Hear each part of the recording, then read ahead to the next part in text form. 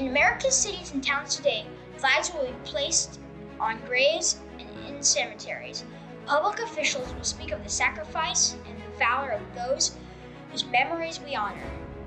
I have no illusions about what little I can add to the silent testimony of those who gave their lives willingly for their country.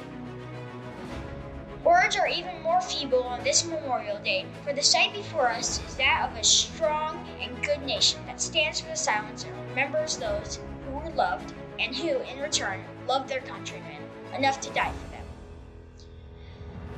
Yet we must try to honor them, not for their sakes alone, but for our own. And if words cannot repay the debt we owe these men, surely with our actions we must strive to keep faith with them and the vision that led them to battle and to the final sacrifice. Our first obligation to them and ourselves is plain enough: the United States and the freedom for which it stands. For the freedom for which they died must endure and prosper. Their lives remind us that freedom is not bought cheaply. It has a cost. It imposes a burden. And just as they, whom we commemorate, were willing to sacrifice, so too must we, in a less final, less heroic way, be willing to give of ourselves. Each died for a cause he considered more important than his own life.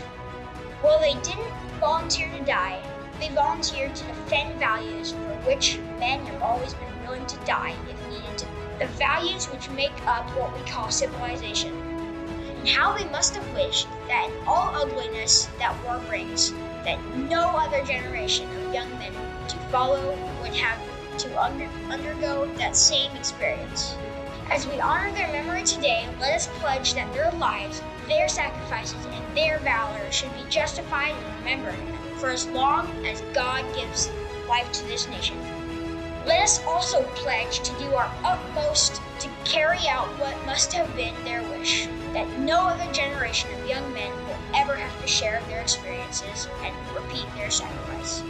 Earlier today, with the music that we have heard and that of our national anthem, I can't claim to know all the words of all the national anthems in the world, but I don't know any other that ends with a question and a challenge as ours does.